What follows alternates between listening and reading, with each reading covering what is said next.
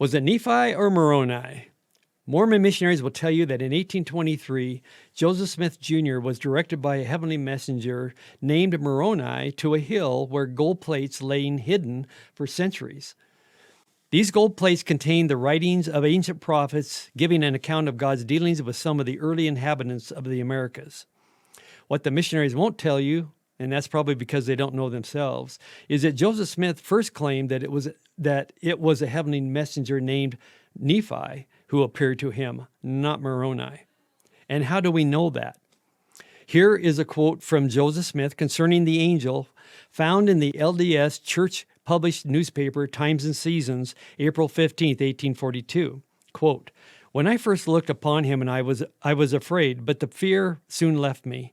He called me by name and said unto me that he was a messenger sent from the presence of God to me, and that his name was Nephi. That God has a work for me to do.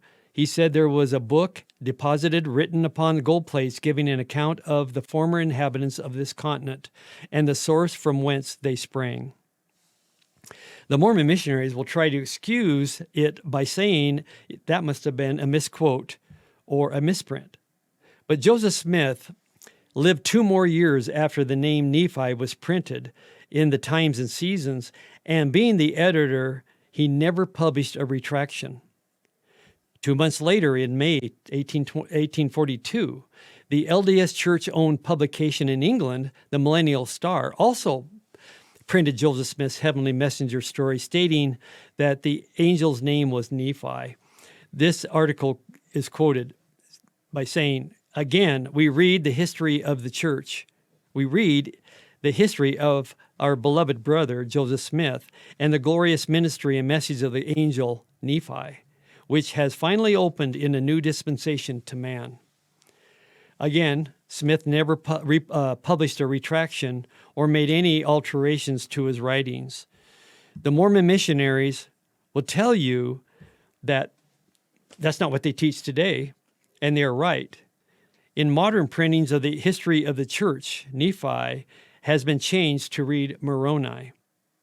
But other than a couple of references where the name Moroni appeared in 1835 and 1838, the angel firmly became Nephi in Joseph Smith's writings. Apparently, Nephi was the name that he had settled on and intended to use for his angel. Today, all the Mormon missionaries know is that they believe in the authorized account given in the LDS Church or canonized scriptures, which names the angel Moroni. But there has been some confusion when it comes to the LDS Church's canonized scriptures. Details of the angelic visitation were fully documented and published in the early 1851 edition of the Pearl of Great Price. Joseph Smith wrote, "He called me by name and said unto me that he was a messenger sent from the presence of God to me, and that his name was Nephi." A couple of decades later, LDS Apostle Orson Pratt changed it from Nephi to Moroni in the 1878 edition of the Pearl of Great Price. It appears that this story of the angel's visits evolved over many years. The fact of the matter is that Moroni makes much more sense than Nephi, because in the Book of Mormon, it was Moroni who buried the plates. But let's not forget that it was Joseph Smith who first said that the angel's name was Nephi, not Moroni. And in the end, a statue of the angel Moroni now appears as a golden idol on most LDS temples, while the angel Nephi is consigned to the pages of the Book of Mormon. Just something to consider. Please share this with your friends and family. God bless.